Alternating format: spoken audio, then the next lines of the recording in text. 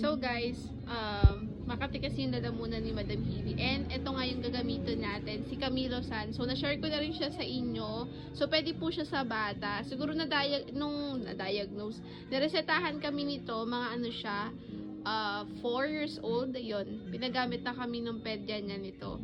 So ganito lang siya gamitin. So before nyo siyang gamitin ng shake nyo lang din naman siya. Kasi baka mamaya na stocks din, ganun. So medyo ganyan siya itsura niya kasi matagal na siya. Naka. Buka mo lang.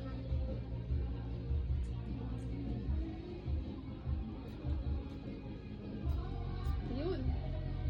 Yan, ganun lang guys. Dalawang tagdalawa, left and right, nyo sa spray.